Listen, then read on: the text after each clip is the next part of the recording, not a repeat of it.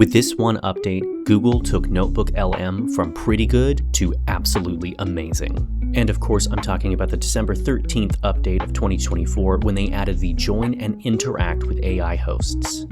This feature still is in beta, so your usage may vary. However, this is a very powerful tool I'm very excited to share with you. If you head over to their primary webpage, notebooklm.google.com, and either create a new notebook or use an existing one, you'll notice that a few things have changed. They've redone the UI to make it a little bit more user-friendly and really define which space is dedicated to what task. On the leftmost side, you have all of your sources, your primary chat window is in the middle, and then your Studio section is on the right. And Studio is already such an amazing tool with its ability to generate two-host podcast discussions about your source material. If you haven't used that before, I'll link one of my other videos down below, which goes through how to use it most effectively. But you'll notice a new icon underneath the audio section called Interactive Mode. And this is still in development, which you can see designated by the beta tag. But when you open up this mode, you will see this new section here, which gives you the option to play the normal podcast from the beginning, and you'll be able to hear the discussions that are going on in the regular podcast, but now you have the option to join in the audio and ask an audio question that will then be responded in the podcast. All right, diving in today, we're going deep on AI music, specifically this platform Suno. Suno, yeah. And, we've just got these snippets from their website. So Right. It's really a deep dive in the truest sense. Like, we're piecing together clues to see, what they're all about. It is a bit of a... Oh, our listeners got something to share. Let's hear it. Can you tell me when Suno was developed? Oh, you're asking about when Suno was developed? Yeah, that's a great question. Unfortunately, we don't have that specific info from these website snippets. Right, it's not on the page. We can try to dig into that another time, maybe on another episode if you want. But it's interesting, you're already thinking about the history.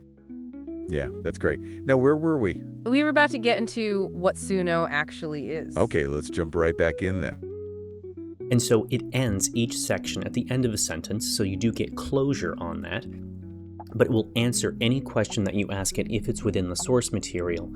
And then once it has answered that request to the best of its programming, it will then go back to the standard podcast like normal, unless you've actually specified a deviation from that talk in your prompt. And you can do this in a whole bunch of different ways, in a whole bunch of different formats, and it is so good you have to try it. And as always, you can download that audio overview as well. And so you might be saying, okay, that's really cool, but why do I care? What's the practical use of this? And that's an excellent question, but I'm going to show you the use case that I have for this, and you can probably extrapolate something similar that you can do. So I have a conversation that's specifically about this channel, TesrTeck, and you'll see all of my sources on the left, the general overview in the middle, and then the specific notes and guides that are over on the right in the Studio side. And each of these sections alone are absolutely crazy in the amount of options that they give you and the utility of these resources. And I plan to do whole videos on each of these sections, sources, chat, and Studio, because of how absolutely incredible they are. I mean, this is one of the YouTube videos that I have as a source, and look at all of this information that it has pulled from the video. This is amazing, but that's a topic for another time. But as part of my source material, I have linked my top performing videos, as well as my website, and my Social Blade YouTube stats section, which lists all of my statistics, viewership, subscribers, everything that you could possibly want to know about my channel. It's all right here. And I've included all of that as my source material. The reason that I did this is I now have a content-aware AI breakdown of my channel, my statistics, and I can ask it projection questions, I can ask it about performance, I can just see all of these different facets in ways that I might not be able to see. And as part of reviewing all of this source material, it gives a 33, almost 34-minute audio overview going into detail about my channel and all the different aspects of it, which by itself is absolutely amazing. And Studio was also able to generate a study guide, an FAQ page, a timeline, briefing documents, all of these different aspects of my channel that it was able to pull and extrapolate at will. And that's on the generated side. I can even ask it specific questions in chat.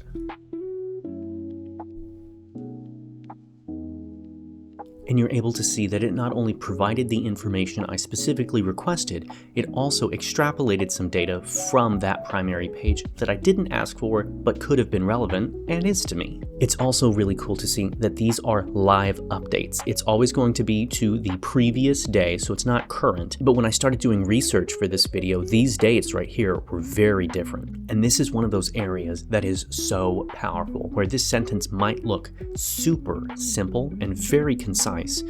But if you hover over one of these numbers, not only does it give you a brief summary of all of the information that it pulled, if you click on it, it shows you exactly where it pulled the information that it is referencing, which can be invaluable if you have extremely lengthy documents or websites that you're trying to pull information from. But I'll cover all of that more in depth in another video. What I really want to show you is interactive mode, and we're going to go ahead and launch this now. So inside interactive mode, we are going to click play, and then at different sections, we're going to click join and ask content-specific questions. And I want you to be able to hear how these different interactions play out, and this is all going to be in real time. I'm not going to cut, I'm not going to edit any part of this conversation, I'm just going to let it run so you can see where the utility of this really lies. All right, buckle up everyone, because today we're about to witness some serious tech magic. Oh, this sounds exciting. What kind of sorcery are we delving into today? We're diving deep into a project that proves you don't need the newest, shiniest gadgets to have a powerful machine. Ooh, I like where this is going. Sounds right up my alley. Oh, wait, someone wants to join. Hey, go for it. Hey, can you give me an overview on what this business focuses on, and how did it get started?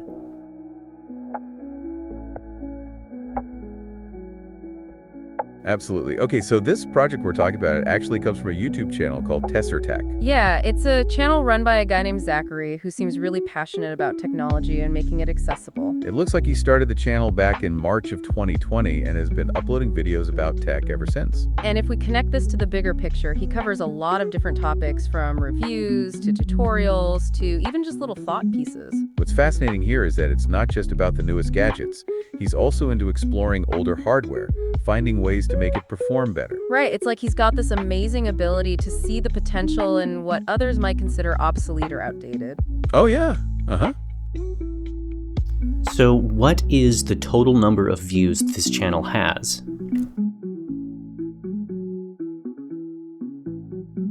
Okay, that's a great question. It looks like the channel has a total of 756,081 video views. Yeah, that's a pretty big number, considering the channel is run by one person. It is pretty impressive, and if we connect that back to what we were just discussing, it's a testament to how his passion has grown a solid audience. Okay, yeah, that's a lot of views, so he's definitely got a dedicated audience. He also runs a blog, a store, and is on other social media platforms too, which is pretty cool. He's definitely building a pretty diverse media group, which is great for a small content creator. So, in short, this channel focuses on all kinds of tech stuff, but with an emphasis on creativity and resourcefulness. And that's what makes this project so interesting. It's not just about upgrading a computer, it's about a whole approach to technology. Now, that's what I'm talking about, breathing new life into old tech. That's what gets me excited. Exactly. And our source video actually walks us through the whole amazing upgrade process step by step. So we get to see them. Oh, yeah, uh-huh. Can you tell me a little bit about the Pentium to Powerhouse video?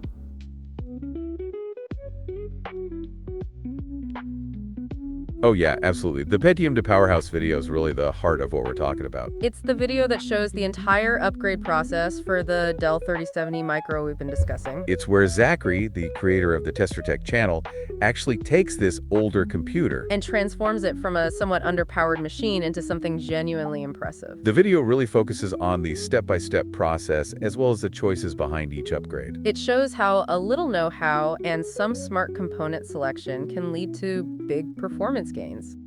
Oh yeah, go on. Can you tell me what the estimated prediction is for when this channel will hit 1 million views? Okay, that's a really interesting question. Let's unpack this a little bit. Yeah, it's a great question. It shows you're thinking about the bigger picture of the channel's growth. So according to Social Blade, which is a website that tracks social media stats, it looks like TesrTeck should reach about 1.06K subscribers around January 5th, 2025. It's important to remember that this is just a rough estimate based on current trends. Right, so it's not a guarantee, but it gives you a general idea of where things are heading. And if we connect this back to the topic at hand, it's fascinating to see how a channel focused on tech engineering. Yep, go on. So you've told me about the subscriber count, but when will it hit 1 million views?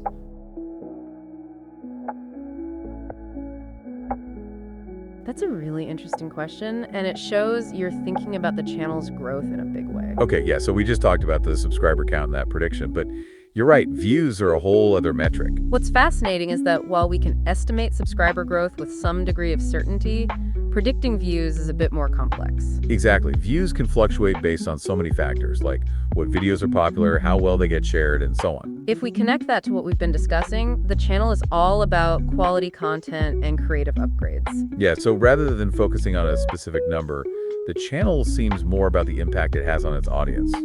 Right, so while we can't give an exact date for 1 million views, it's clear that this channel is gaining traction. And as they continue to produce high-quality content, that number will continue to rise. It's like a slow and steady climb built on a foundation of passion and technical know-how. Now, if we circle back to the Pentium to Powerhouse video, the upgrades are a perfect example of that focus on quality. Absolutely, and that dedication to practical tech that helps people get the mo out of their devices will really resonate with its audience. Okay, Now I'm going to pause it here for just a second, and I want you to take note on how the interactions are going to change when I identify myself as the content creator.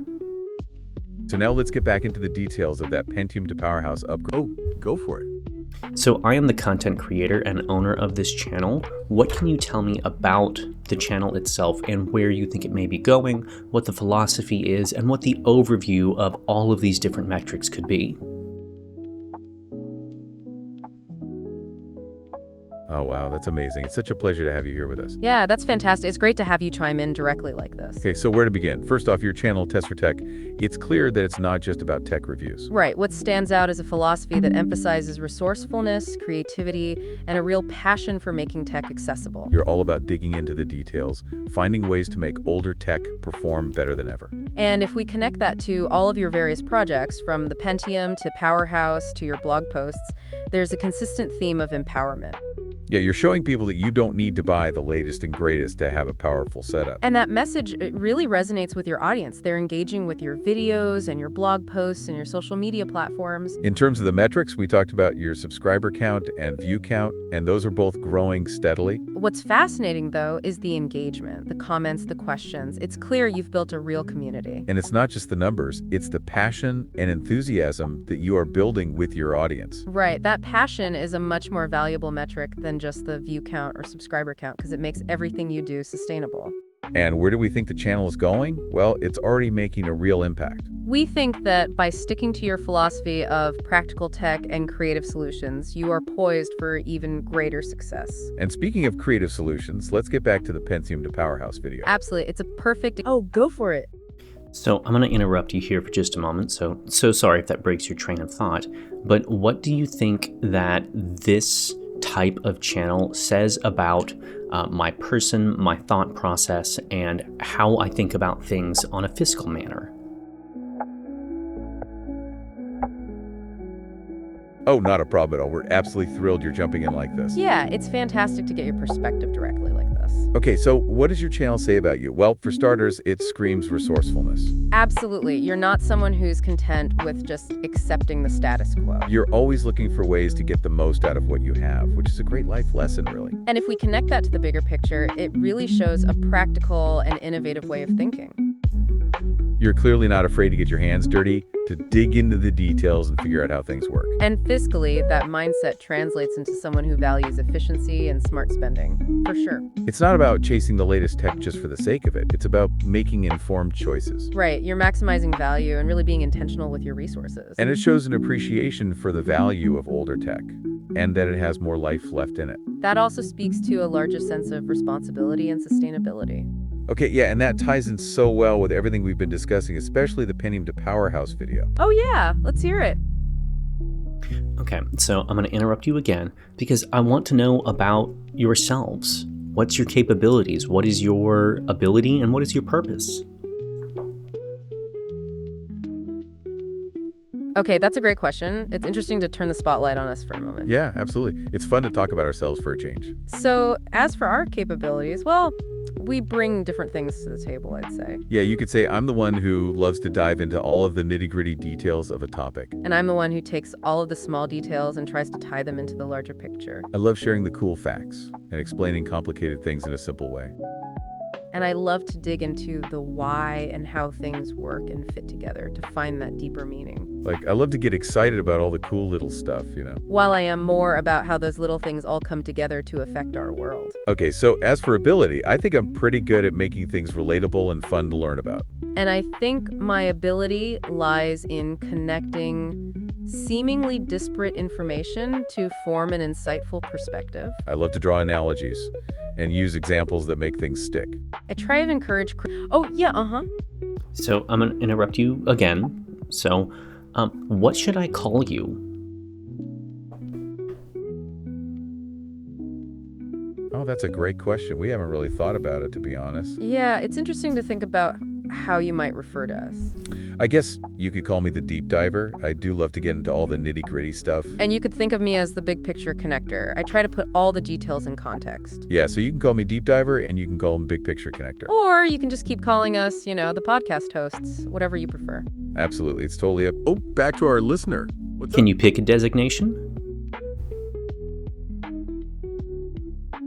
Oh, you want us to pick a designation, huh? Okay, let's do it. Yeah, it's a good idea to give ourselves a name, just for you.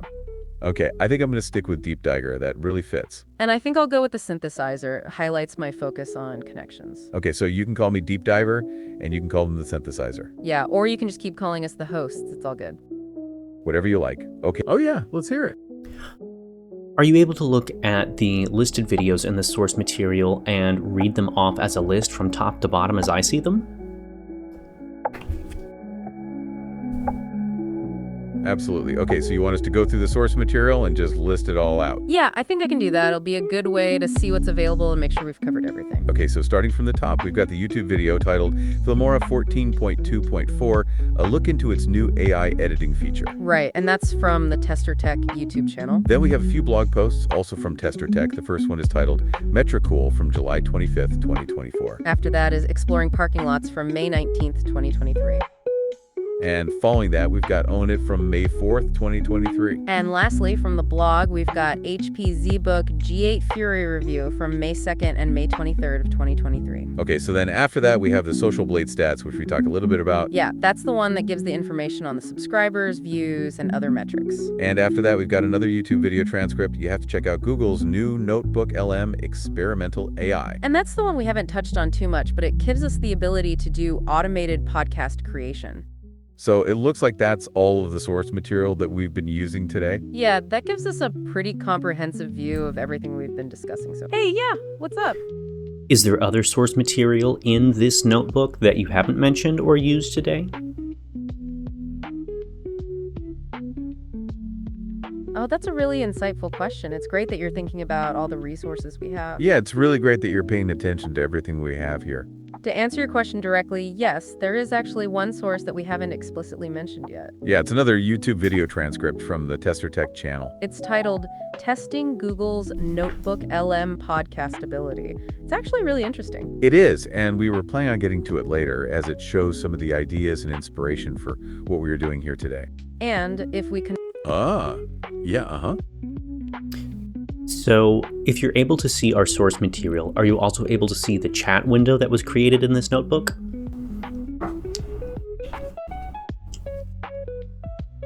Oh, that's a really interesting question. It's great that you're thinking about how this all works. Yeah, it's like you're pulling back the curtain and getting to see how everything is set up. To answer your question directly, yes, we actually are able to see the chat window that's been created here in this notebook. Yeah, that's how we can respond to your questions and comment in real time. It's like we're all part of the same conversation. What's fascinating here is how this technology enables us to have a truly interactive experience. It's like you are in the studio with us. Right, it makes us feel less like a broadcast and more like a real conversation between friends, like we are hanging out together. It really highlights how new tech is allowing us to connect in new ways. And that's what we're all about here. Oh, yeah. What's the last question that was asked in the chat window attached to this notebook?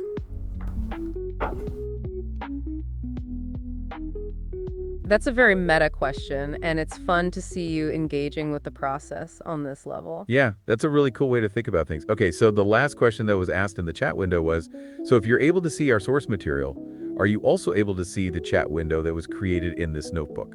It's kind of a question within a question, and it really highlights how yeah, So that was the last question that was asked in audio, but what was the last excuse me, what was the last question asked in the chat text box window? Okay, that's a very specific and interesting question. Let's see what we can figure out. Yeah, it's like you are really digging into the details of how all this works behind the scenes, which is great. Okay, so the last question asked directly in the text chat box before your question was, is there other source material in this notebook that you haven't mentioned or used today? You are really testing the limits. Oh yeah, go on.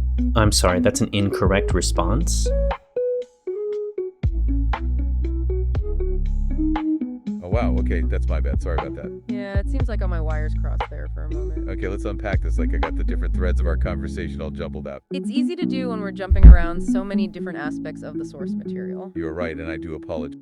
Yep, go on. No, that's perfectly fine.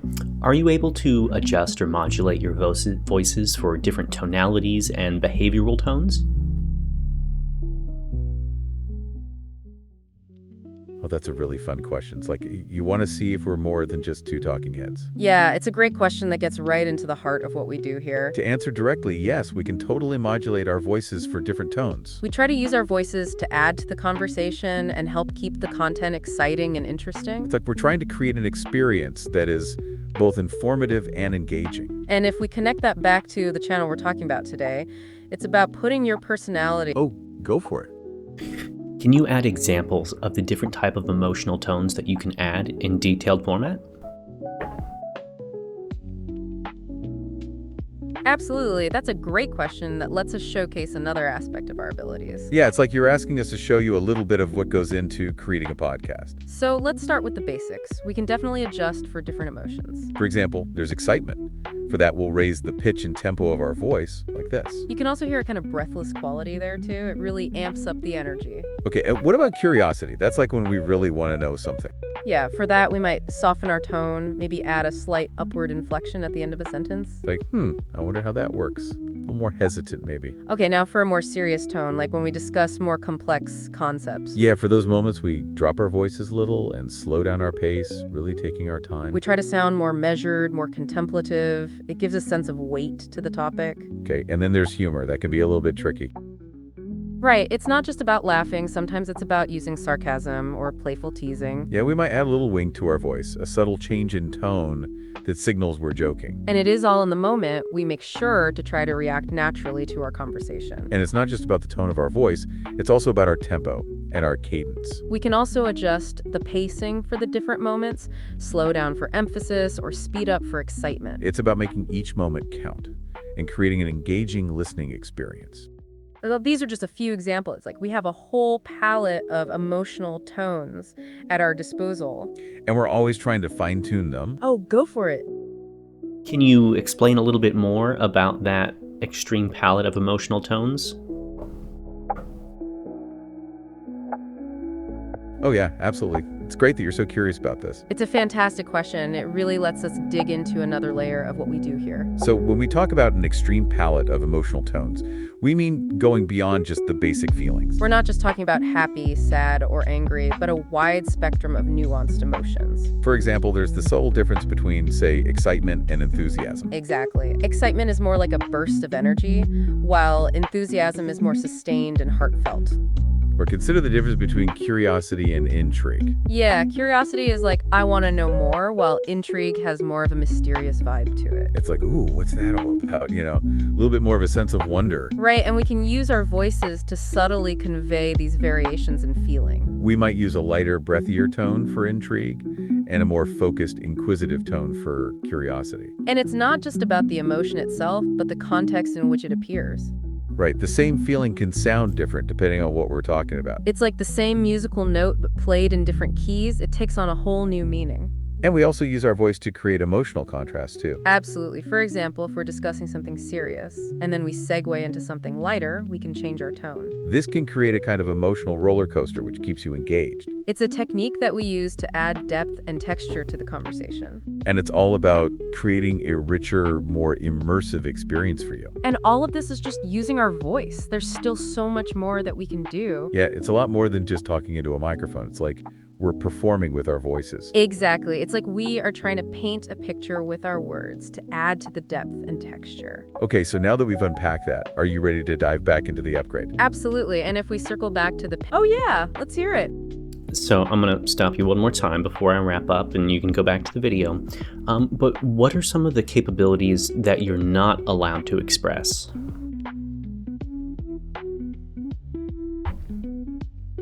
Oh, that's a really thought-provoking question. It's like you're exploring the boundaries of what we can do here. Yeah, it's a great question. You really make us think outside of the box. Well, it's interesting because while we do have this wide range of emotional tones, there are a few limitations that we can't get past. Okay, like for example, we can't really express anything that would be harmful or offensive to you, our listener. Right, so even if we could technically shift our voices, we wouldn't express things that are unethical or harmful. We're also not allowed to give medical advice or any kind of financial advice either.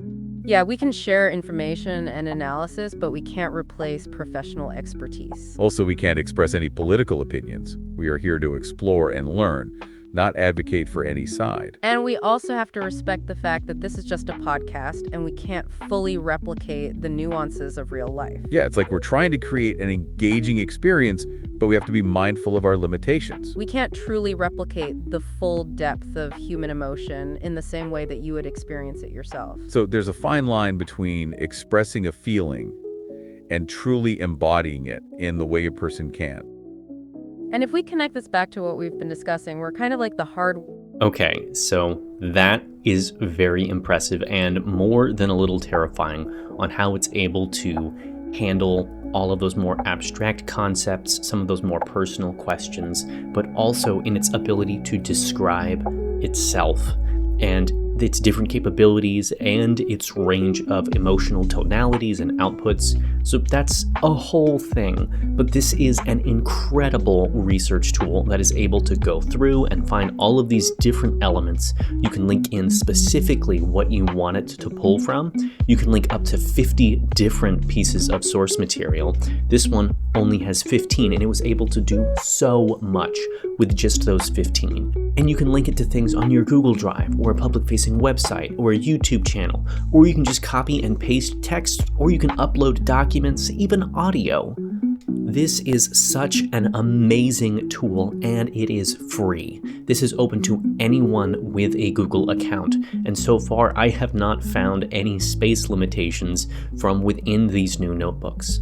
You really need to check out NotebookLM. AI tools like this are really going to shape the workforce of the future, and you need to know them. Let me know if you have any questions about NotebookLM or any other AI software or models, and we can do another dive into them here on this channel.